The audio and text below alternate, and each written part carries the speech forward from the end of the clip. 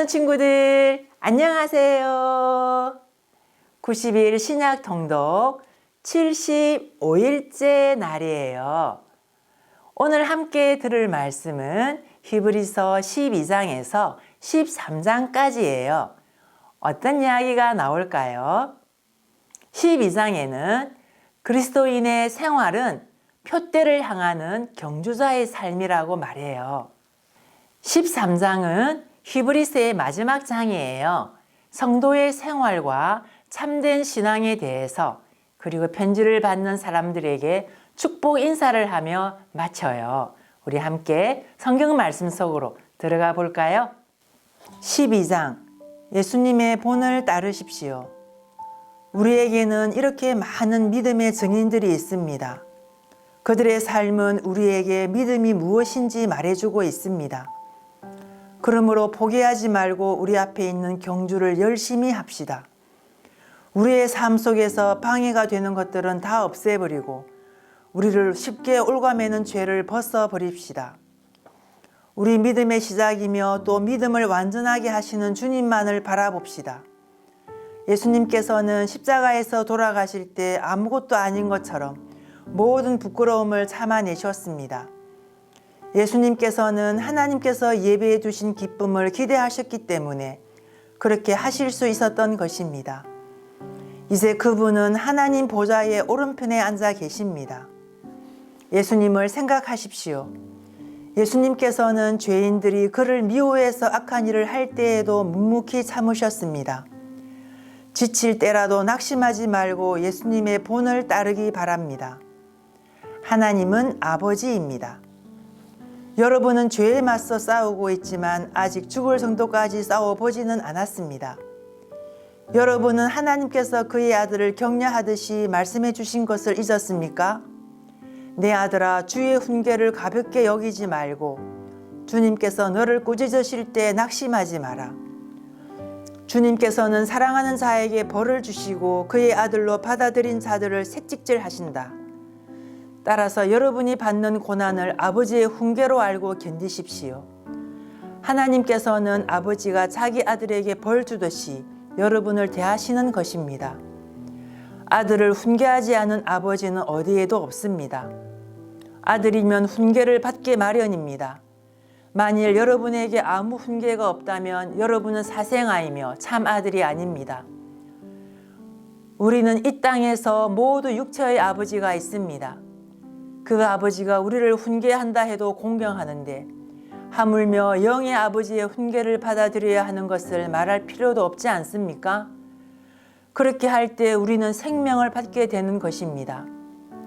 이 땅에서의 아버지는 그들이 가장 좋다고 생각하는 대로 우리를 벌합니다. 그러나 하나님께서는 우리가 그분의 거룩하심을 닮게 하기 위해 벌하십니다. 훈계를 받는 바로 그때에는 즐거움이 없고 고통스럽습니다. 그러나 후에 그 훈계 때문에 더 나은 사람이 된다면 우리에게 평안이 있을 것입니다. 왜냐하면 우리가 더 올바른 길 안에서 살아가게 되었기 때문입니다. 여러분의 삶에 늘 신경을 쓰십시오. 여러분은 피곤한 손과 연약한 무릎을 강하게 하여 일어나십시오. 올바른 길을 가십시오. 그러면 다리 저는 사람이 절뚝거리지 않고 고침을 받게 될 것입니다. 모든 사람과 사이좋게 지내며 거룩하게 사십시오. 만일 삶이 거룩하지 못하다면 결코 주님을 만나지 못할 것입니다. 아무도 하나님의 은혜를 놓치지 않도록 주의하시기 바랍니다. 여러분 가운데 썬 뿌리와 같은 사람들이 생겨나지 못하게 하십시오. 그런 사람은 많은 사람을 괴롭히거나 더럽힙니다. 성적인 죄를 범하지 말며 에서처럼 하나님을 생각지 않는 사람이 없도록 하십시오. 에서는 맏아들로서 아버지의 모든 것을 다 받을 수 있었지만 한 그릇에 먹을 것을 위하여 맏아들의 특권을 팔고 말았습니다. 여러분도 알다시피 에서는 그 후에 아버지의 축복을 받기 위해 울면서 부탁했지만 거절당했으며 회개할 기회를 얻지 못했습니다. 여러분이 도착할 곳은 손으로 만질 수 있거나 불이 타오르는 산도 아니고 어두움과 슬픔과 폭풍이 일어나는 산도 아닙니다. 또한 나팔 소리와 음성이 들려오는 산도 아닙니다. 이스라엘 백성이 산에서 들려오는 음성을 들었을 때 그들은 더 이상 하나님께서 말씀하시지 않도록 부탁했습니다. 그들은 누구든지 심지어 짐승이라도 이 산에 닿으면 돌로 쳐서 죽임을 당할 것이다 라는 하나님의 명령을 감당할 수 없었습니다. 그 광경이 너무나 무서워 모세조차도 두렵고 떨린다고 말하였습니다. 그러나 여러분은 시온산에 이르렀으며 살아계신 하나님의 성, 하늘의 예루살렘에 이르렀습니다. 이곳은 수많은 천사들이 기뻐하며 함께 모여 있는 곳입니다. 또 하늘에 이름이 기록된 맏아들의 모임이 열리는 곳이며 모든 사람의 심판자이신 하나님께서 계신 곳입니다. 그리고 완전하게 된 어인들의 영혼이 거하는 곳이기도 합니다. 여러분은 그의 백성들에게 하나님의 새 언약을 가져다 주신 하나님께서 계신 곳에 왔습니다. 여러분은 아벨의 피보다 더 나은 소식을 전해준 그리스도의 피에 가까이 나아온 것입니다. 여러분은 하나님께서 말씀하실 때 거역하지 마십시오. 옛 선조들은 땅에서 모세를 통해 경고를 받고도 순종하지 않다가 벌을 받았습니다. 이제는 하나님께서 하늘로부터 우리에게 경고하시는데 우리가 그 말씀을 듣지 않는다면 어떻게 되겠습니까? 예전에는 그 소리가 땅을 흔들었지만 이제는 땅뿐만 아니라 하늘까지도 다시 한번 흔들어 놓겠다고 하나님께서 약속하셨습니다. 다시 한번이라는 말은 흔들릴 수 있는 것들은 모조리 없애버리시겠다는 뜻이기도 합니다. 이것은 흔들리지 않는 것들만을 남기시려는 것입니다. 우리가 흔들리지 않는 나라를 가졌으니 감사드립시다. 하나님을 기쁘시게 하며 그 경건함과 두려움으로 그분께 예배드립시다. 우리 하나님은 모든 것을 태워버리는 불과 같은 분이십니다. 13장 그리스도 안에서 한 형제로 서로 사랑하십시오. 나그네를 대접하는 일을 잊지 말기 바랍니다. 어떤 사람들은 나그네를 대접하다가 자기도 모르는 사이에 천사를 대접하였습니다. 옥에 갇힌 자들을 기억하십시오. 마치 여러분이 옥에 갇혀 있는 것처럼 저들을 생각하고 고통당하는 자들을 볼 때에는 여러분이 고통받는 것처럼 그들을 생각해 주시기 바랍니다. 모두 결혼을 귀하게 여기십시오. 남편과 아내는 그들의 결혼을 깨끗이 유지해야 합니다. 하나님께서는 간음하는 자들을 벌하실 것입니다. 돈이 여러분의 삶을 다스리지 않도록 하십시오. 가진 것에 만족하시기 바랍니다. 하나님께서는 내가 결코 너를 떠나지 않겠다. 내가 결코 너를 잊지 않겠다고 말씀하셨습니다.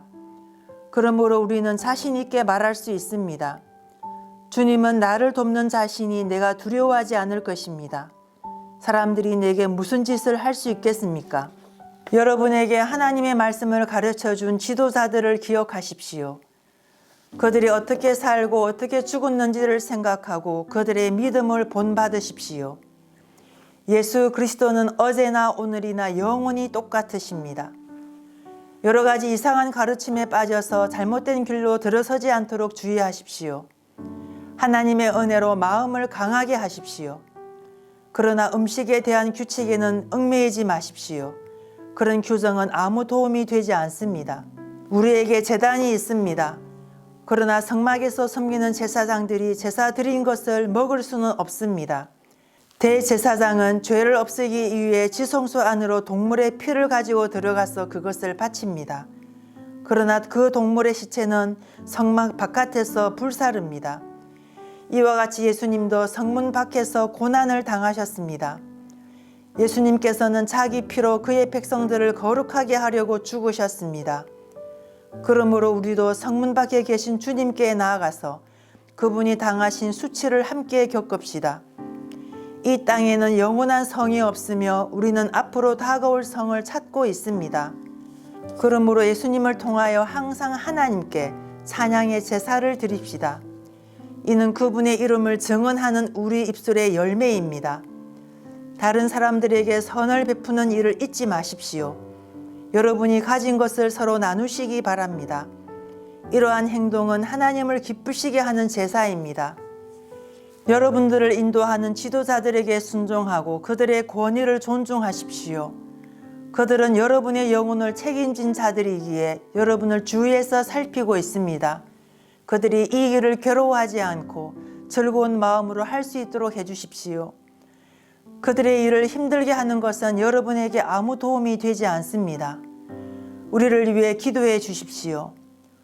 우리는 모든 일을 선하게 하려고 하므로 우리가 선한 양심을 갖고 있다는 것을 확신합니다. 하나님께서 빨리 저를 여러분에게 보내주시도록 기도해 주십시오. 평화의 하나님께서 양들의 큰 목자이신 우리 주 예수님을 죽음에서 살리셨습니다. 하나님께서는 예수님의 보혈로 자기 백성과 영원한 언약을 맺으셨습니다. 바로 이 하나님께서 여러분에게 필요한 모든 좋은 것들을 내려주셔서 여러분이 하나님의 일을 잘 할 수 있게 되기를 바랍니다. 또 예수 그리스도를 통해 우리 안에서 그의 기뻐하시는 뜻이 이루어지기를 기도합니다.